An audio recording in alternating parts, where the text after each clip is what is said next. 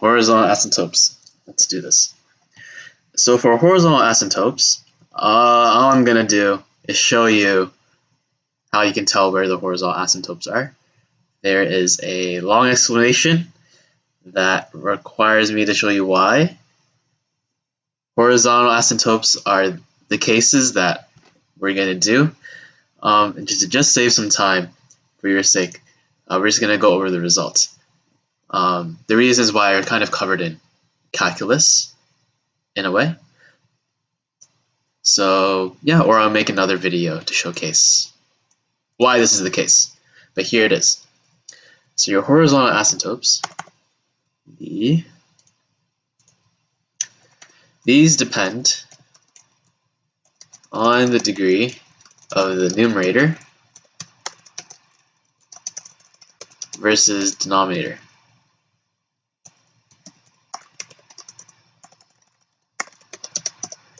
So if you remember what degree is of a polynomial, the highest exponents that we see on our polynomial in standard form. So because we're dealing with polynomials divided by polynomials, we just have to compare if the degree of the numerator is bigger or less than or equal to the denominator. So if the degree numerator is smaller than degree denominator, that means that our HA is going to be at y equals 0. Okay, and the degree numerator is equal to degree denominator. We have a horizontal asymptote, not at 0. But we just have to divide the leading coefficient. Okay, we're going to extend this. Leading coefficient of numerator over leading coefficient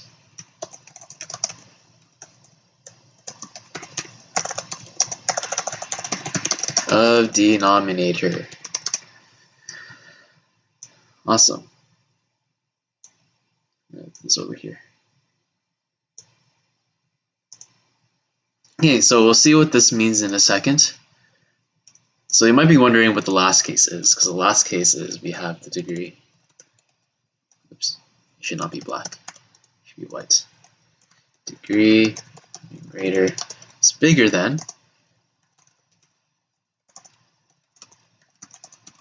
We're actually going to have something called a oblique asymptote. So that'll be covered in the next session. But it's not going to be a horizontal asymptote. What an oblique asymptote is like a diagonal line that goes like that.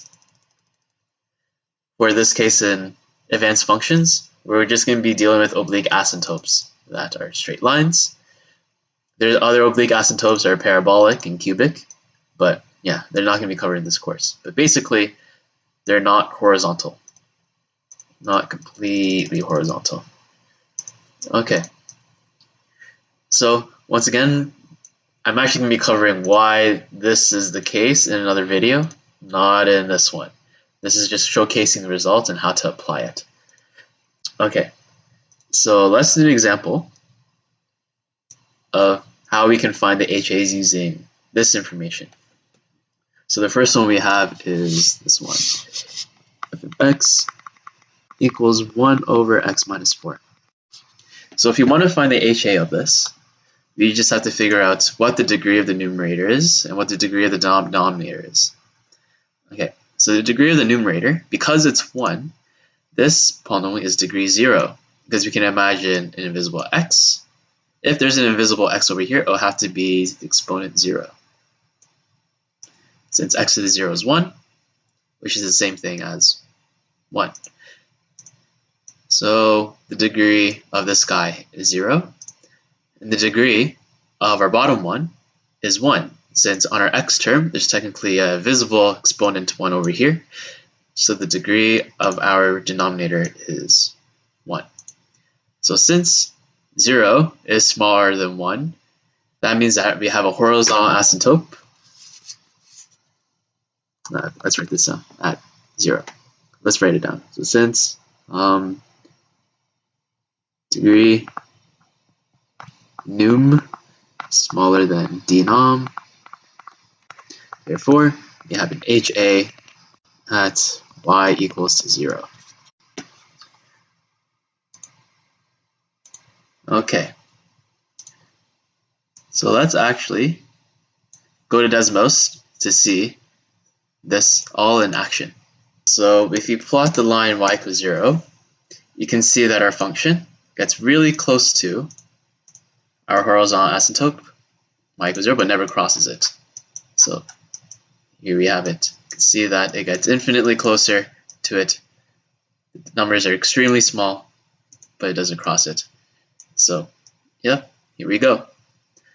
So let's do some more examples, finding the HA, and we'll cover the one where the degree of the numerator is equal. And then, yeah, we'll see how that works. Let's go back to the main board.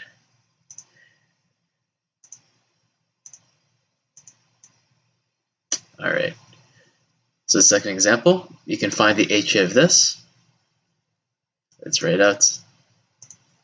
We have our function equals to 3x all over x squared minus 4x plus 6. Okay, so once again, we just have to compare the degree of the top and the degree of the bottom, see which one's bigger, smaller, etc. So the numerator is degree 1. There's an exponent 1 over here. And the bottom is degree 2. Because of this, the highest exponent we see here is 2. So since we have degree 1 over degree 2, we're going to have a horizontal asymptote at 0.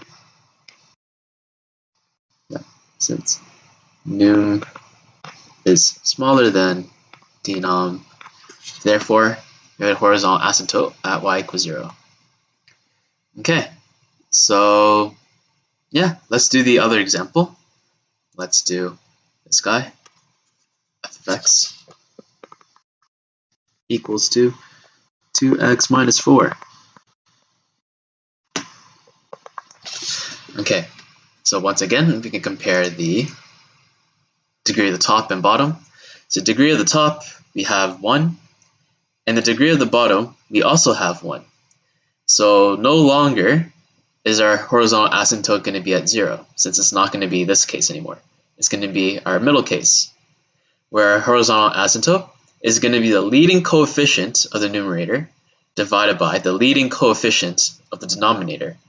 So remember what leading coefficient is. It's basically the coefficient of the highest degree term in your polynomial. In this case, because our highest degree term is 2x, our leading coefficient is 2. And for the bottom, the leading coefficient denominator would be 3. Therefore, our HA is going to be at y equals 2 over 3. All we have to do is divide these numbers together. The numbers at the very front. Sweet. So let's go to Desmos and graph both of these just to confirm what we're doing over here. So let's graph both of them. So as you can see, the horizontal asymptote we got here was y equals 0. Oops. You can see our function gets really close to this line, but never crosses it. Okay, make this a dotted line. Just like before, it doesn't matter how weird things get, as long as the degree of the top is smaller than bottom, we're going to get a horizontal asymptote at 0. And conversely, for the second example, we had our horizontal asymptote to be 2 or 3, and you can see that that is also the case. So there we have it. That's the horizontal asymptotes. So there we have it. Those are horizontal asymptotes. Okay, so oblique asymptotes. Now, you might notice my background is a little different. That's because I had to go to work when we cut off the other parts. So, yep, now I'm back and at another place. Alright, so let's do it. Oblique asymptotes. So oblique asymptotes are a little bit different than your horizontal asymptotes. Instead of looking like straight lines like this, these guys would look like this, diagonal lines. And what that means is your function will approach the line kind of like this, and just like any asymptote, it'll kind of get really close to but never cross that line. So you're going to see some of this action happening. Why is this the case? We will get to that in a second.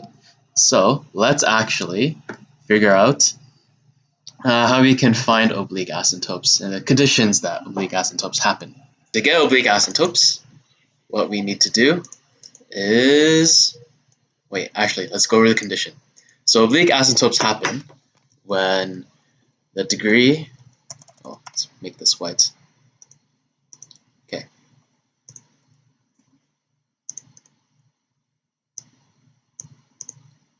When the degree of the numerator is bigger than degree denominator.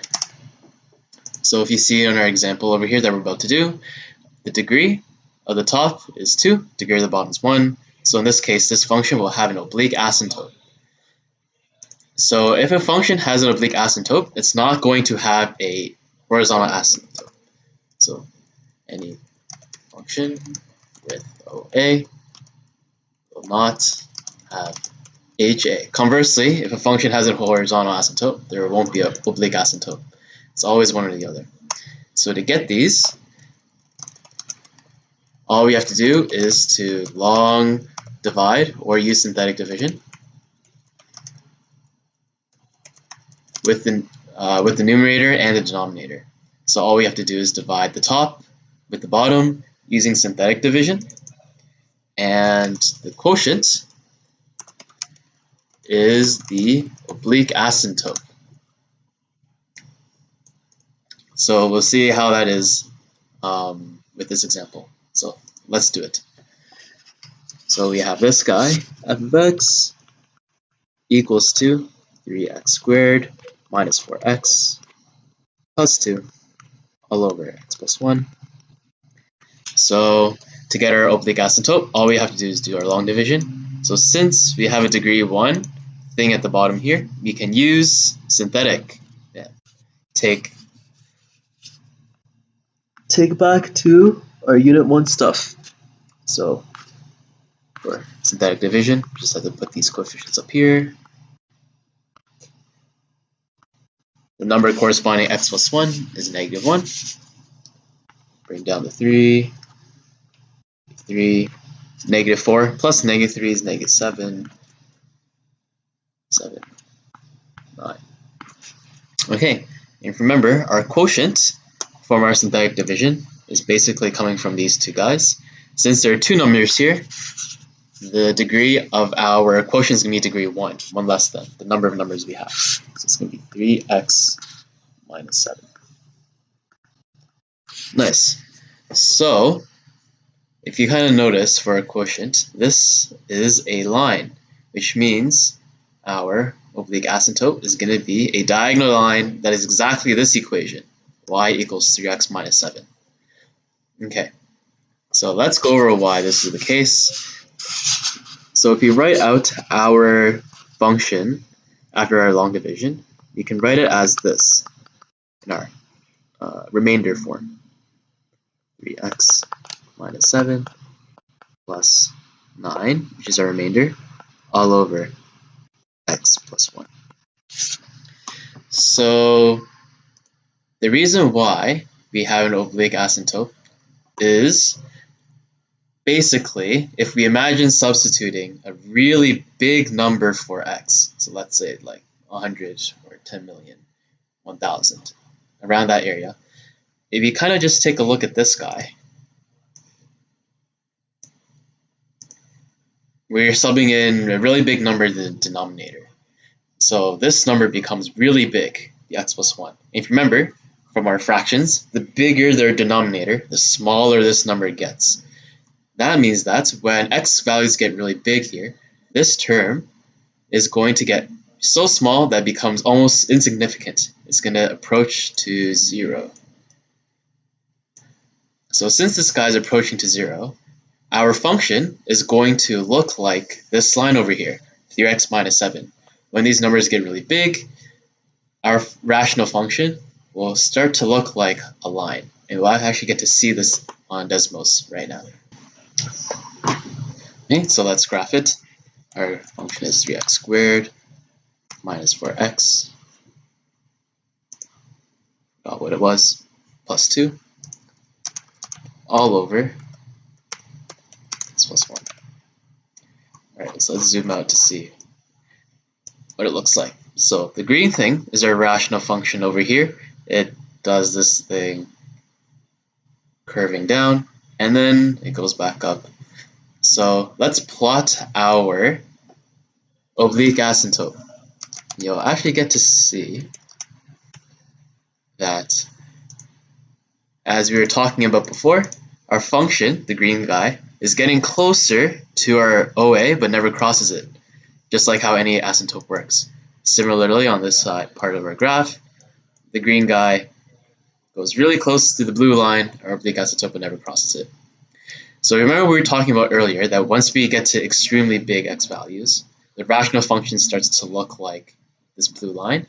We'll actually get to see that if we kind of zoom outward like this. So here we go.